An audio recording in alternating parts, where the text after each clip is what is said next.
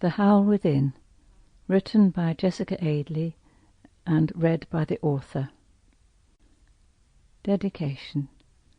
I dedicate these poems to the memory of David, and I also dedicate them to the living, our children, Tim, Richie, Katie and Jack, and my new husband John, with all of whom I share love, life and laughter.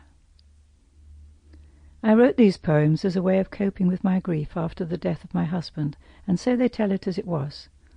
They follow my journey from initial shock, desperate grief, through to learning to live without David, and then on to finding that there is love, life and laughter in the after.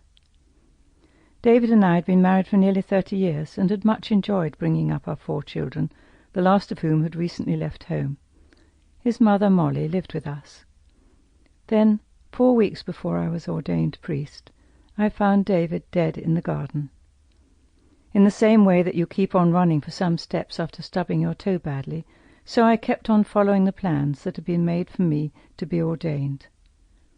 The poems in this book do not include those where I wrestled with my faith and with God, as I have decided to publish those separately in a further volume called Wrestling with God in Grief.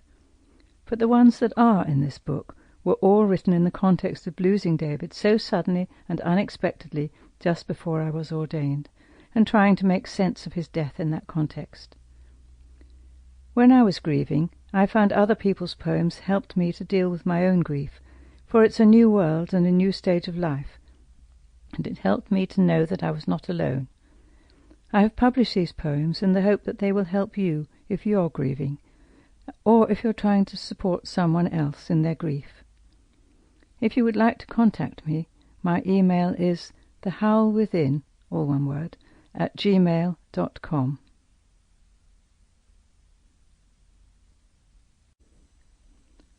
Frontispiece.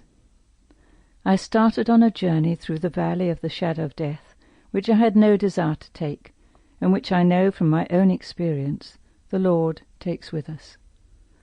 Often he has seemed very distant, and often I could not pray to him, worship him, or even feel his presence, but only felt great rage against him.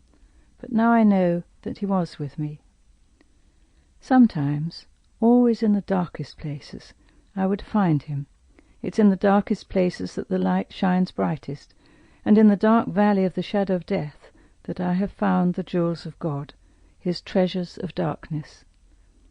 I have also found that the love of those around me, who held me in their prayers, in some way cradled me. Sample complete.